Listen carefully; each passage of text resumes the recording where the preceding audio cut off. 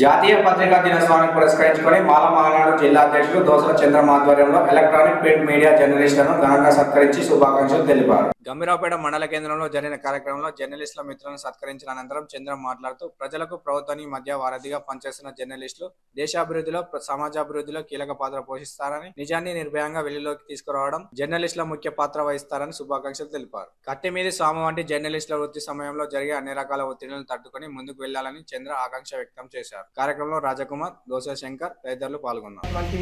మన పత్రికా మిత్రులు మండల అధ్యక్షులు ఎర్ర శ్రీనివాస్ గారికి మేము మాతోటి చిరు కానుకగా సన్మాన కార్యక్రమం చేయడం జరిగింది. అదేవిధంగా అబ్దుల్ రహీం గారు కూడా మండల అధ్యక్షులు గారికి కూడా మేము సన్మానం చేయడం జరిగింది.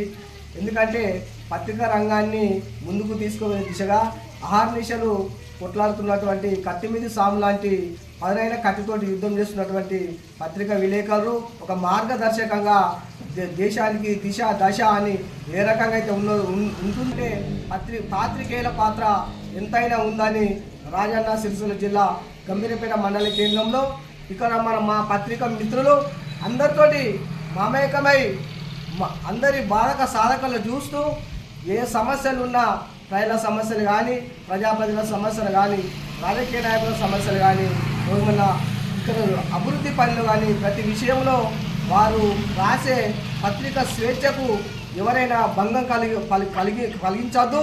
పాత్రికేయులను సన్మానించినందుకు మాకు ఎంతో సంతోషకరమైన విషయం. ఈరోజు జాతీయ పత్రికా దినోత్సవం సందర్భంగా వారికి శుభాకాంక్షలు తెలియజేస్తున్నాను.